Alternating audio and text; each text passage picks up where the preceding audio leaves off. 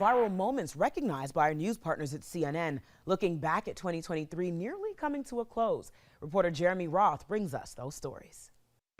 Another year, another wrap of the weirdest, wild, wacky, witty, and wondrous stories wielding the who, what, when, where, and why of the worthiest world whatnot, worth the wait, but leaving watchers whipped, warned, wigged out, worse for wear, and walking on air. Let's take a look at 2023. A podcast became a pod crash when a pair of Houston show hosts had their spotlight suddenly stolen by an unscripted car crash. Holy sh**. Well put. Luckily, the pair escaped unscathed and with plenty to talk about on their next show.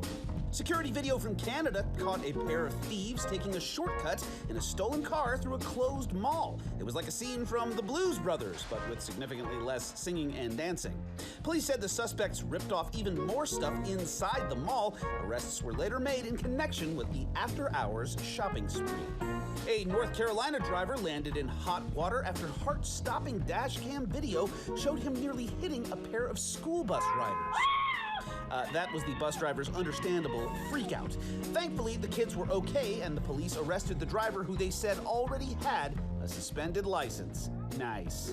Speaking of unfit drivers, Slovakian authorities were doggone dumbfounded, going viral with a now legendary traffic cam still of a dog captured behind the wheel of a speeding car. The driver told police the dog had jumped in his lap against his wishes. The dog didn't tell anyone anything. He's a dog. Animals out of their element can be intimidating and give you pause. Case in point, viral video from Australia showed a man square up against an absolutely jacked kangaroo. I'm gonna punch your head in. The ripped roo had the man's dog in its clutches, but didn't know this guy was a martial arts expert who wasn't afraid to dole out uppercuts down under. This Australian windsurfer was left with a whale of a tale to tell after he got nailed by a breaching behemoth.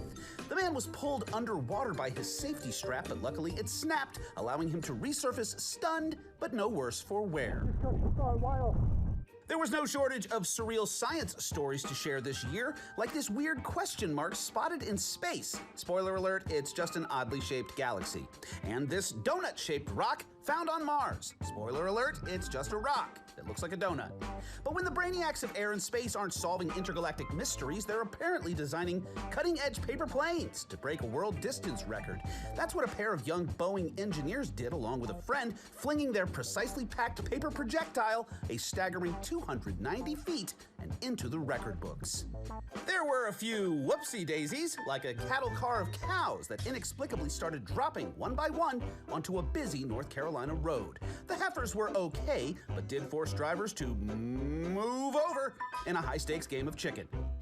Or like this marathon runner in Atlanta left kicking herself after making a wrong turn in the home stretch of a race she was leading 50 feet from the finish line. She still finished third, but the mistake cost her thousands in winnings.